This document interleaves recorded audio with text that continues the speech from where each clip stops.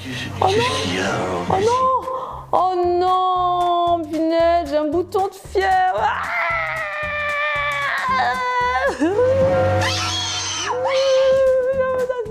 Qu'est-ce qu'il y a? Qu'est-ce qui se passe? Regarde, j'ai un bouton de fièvre! Mais non, c'est pas possible. Mais si, c'est possible, je vais pas faire de vidéo cette semaine, c'est bon, je fais pas de vidéo. Je reviens.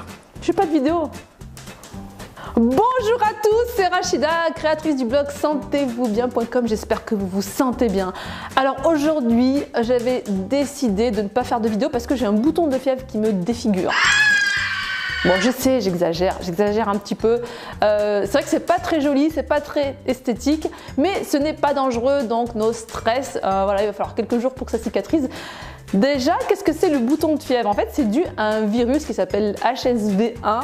En fait, donc quasiment 70% de la population est porteuse.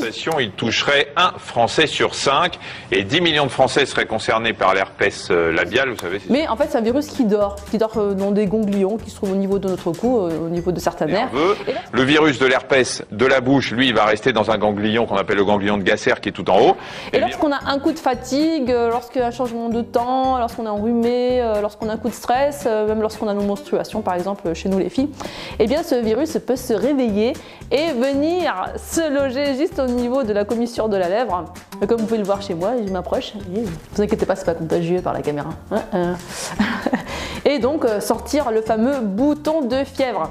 Alors je dis que c'est pas contagieux par caméra, mais par contre par le contact, c'est extrêmement contagieux. Donc si vous avez un bouton de fièvre, s'il vous plaît, n'embrassez pas votre entourage, même vos ennemis quand même. Enfin, vous n'êtes pas obligé de leur refiler votre herpès. Herpès labial, hein, attention. Labial, hein, attention, parce qu'il y a aussi un autre type d'herpès qui est moins rigolo mais qui se loge ailleurs. Non, je ne parlerai pas aujourd'hui. Et donc pour le soigner, eh bien, il faut des choses naturelles ou pas, il existe des médicaments, mais aujourd'hui moi je vais vous parler des choses naturelles pour le soigner et qui ont des propriétés antivirales puisque c'est un virus. Alors je vais faire appel à mon super héros de mari. Voilà, j'ai ce qu'il te faut, de l'huile essentielle de l'arbre à thé. Ah ouais, super! Oui, c'est exactement ça, c'est super efficace. Moi, c'est ce que j'ai utilisé pour traiter en fait mon bouton de fièvre dès les premiers picotements avec un petit coton-tige. On prend quelques gouttes et on applique directement sur les petites vésicules. Hein. Et ce qu'il faut savoir, c'est que l'huile essentielle d'arbre à thé ou tea tree, ça peut provoquer des allergies. Voilà. Et donc, ce que je vous conseille, c'est déjà de tester, je sais pas, par exemple, sur l'intérieur de votre poignet pour voir s'il n'y a pas de réaction, hein, parce qu'il ne faut pas non plus vous provoquer une allergie sur le bouton de fièvre.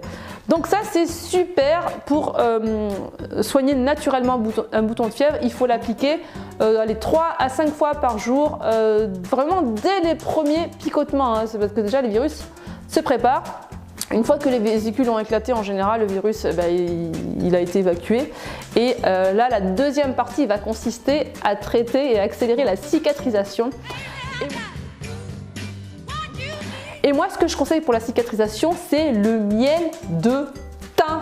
Oui, le thym, il a non seulement, comme l'huile essentielle de tea tree, il a également des propriétés antivirales, aussi antibactérienne, anti-inflammatoire et en plus, la super bonne nouvelle, c'est qu'il est cicatrisant et d'ailleurs, il est utilisé dans certains hôpitaux pour soigner les grands brûlés, donc pour accélérer donc la cicatrisation de la peau.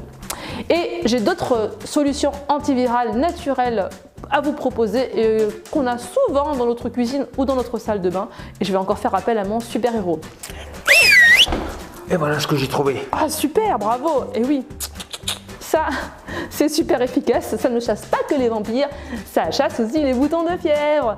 Alors pourquoi l'ail? Parce que l'ail, elle a aussi des propriétés antivirales. Ce qu'il y a aussi de naturel pour soigner les boutons de fièvre et qui est aussi pas mal, c'est l'argile verte qu'on peut appliquer en cataplasme. Donc voilà pour ces 3 solutions, l'huile essentielle d'arbre à thé qu'on va appliquer en petites gouttelettes après s'être assuré qu'on n'est pas allergique bien évidemment, 3 à 5 fois par jour, 2 à 3 jours, qu'on va ensuite poursuivre avec un traitement avec du miel de thym qui lui va favoriser la cicatrisation. En antiviral naturel, on a également l'ail, donc on prend une petite gousse d'ail qu'on coupe en fines tranches et qu'on applique doucement, ça picote un petit peu parfois. et également l'argile que je vous propose également d'appliquer en cataplasme. Alors certains aussi préconisent d'appliquer des glaçons pour ralentir la prolifération du virus, en tout cas sa multiplication, d'autres au contraire préconisent du chaud. Mais vraiment, moi, mon coup de cœur pour soigner mon bouton de fièvre et pour retrouver mon super sourire, eh bien c'est l'huile essentielle d'arbre à thé. C'est validé et testé par la maison. Voilà les amis, j'espère vraiment que cette vidéo vous sera utile et que si vous êtes comme moi de temps en temps victime de ce terrible virus qui vous déforme la tête. Vous n'osez pas sourire. Ben voilà, ayez toujours à portée de main la fameuse huile essentielle de tea tree. Et quelque chose aussi, oui, dont j'ai oublié de vous parler, ce sont les petits pansements spéciaux boutons de fièvre. Alors j'en ai quelque part, mais je suis sûre que mon super héros de mari va me les apporter. Ah, merci beaucoup ma chérie. Voilà, alors moi j'utilise les Compides. Je vous montre ça de plus près. Alors, moi j'utilise les Compides. Alors je trouve ça excellent, particulièrement pour mettre la nuit en fait, parce que à un moment donné les vésicules elles éclatent. Et on n'a pas envie de s'auto-contaminer, par exemple, il faut vraiment éviter de se toucher le bouton de fièvre et de se gratter la commissure, par exemple, le nez ou même les yeux, hein, ça peut aller jusque là. Donc pour moi, je trouve que c'est pas mal la nuit pour isoler le bouton de fièvre et donc éviter de s'auto-contaminer ailleurs.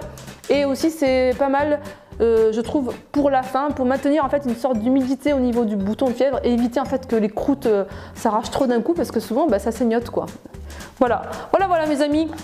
Maintenant vous avez tous les secrets, tous les remèdes naturels pour vous soigner vos boutons de fièvre et retrouver votre beauté. Donc, en fait, ce qu'il faut se dire d'ailleurs, un petit conseil développement personnel, le bouton de fièvre en fait moi quand je l'ai, à une époque quand je l'avais, je me centrais dessus, j'avais l'impression que le truc il prenait une place énorme. Et en fait l'autre jour, j'ai vu ce bouton de fièvre alors que 2 jours après, j'intervenais sur scène avec ma troupe d'improvisation théâtrale et je me suis dit c'est vraiment pas le moment. Je commençais à être déprimée et je me suis dit mais en fait c'est pas grave, c'est vraiment pas grave, dans une semaine c'est réglé le problème. Puis de toute façon voilà, j'explique aux gens, je vous fais pas la bise parce que voilà j'ai un petit bouton de fièvre et puis même quand j'étais sur scène j'en ai même joué, donc c'était très rigolo. Les amis, je vous embrasse, abonnez-vous en cliquant sur la petite icône juste en bas et puis je vous offre un guide avec des conseils santé et bien-être dont vous trouverez le lien juste sous cette vidéo. Mouah les amis. Et ça marche aussi? On peut faire un gratin avec. Oh. C'est bon les gratins, non? Bon, mais ce soir c'est gratin de chou-fleur.